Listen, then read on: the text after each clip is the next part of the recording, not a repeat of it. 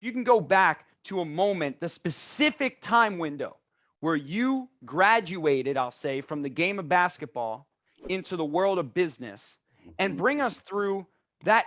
What was the real feeling there? Like, not all the positive stuff, like I wanted to prove them wrong, like, because a lot of the attorneys who are here right now, they're at that place. They're ready to leap into running a real business. They want to sell their firm for 10 million. They want to actually increase their profits, but they're afraid to give up where they're currently at. Can you remember an experience from when you gave up the game of basketball and married yourself to business? Yeah, that experience happened with Howard Schultz's Starbucks. So now, you know, I had built movie theaters and I sold them to AMC. And then now I wanted real sustainability and growth. And so I went to Howard Schultz and said, hey, the growth of your business will be through urban America.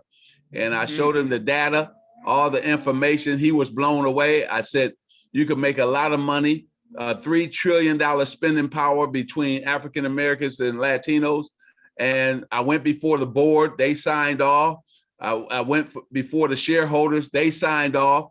And so now we opened the first one, right? And they said, let's do a trial. We'll open 3 in the inner cities. Let's see what happens.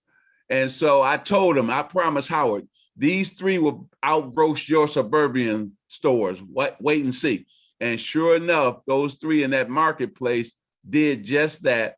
Then I told him, I said, listen, minorities, we don't quite know what scones are. So I got to take the scones out of my Starbucks and put in what minorities like: sweet potato pie, peach cobbler, pecan pie, those desserts, because now my per caps were higher than his per caps, right? Because of those subtle changes.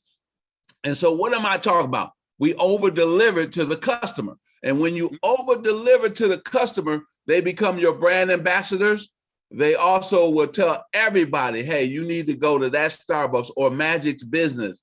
And sure enough, I already had the multiple negotiated in the contract.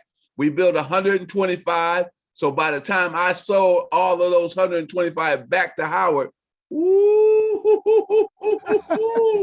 I was sitting good. The money I made there crushed the money I made on the basketball court.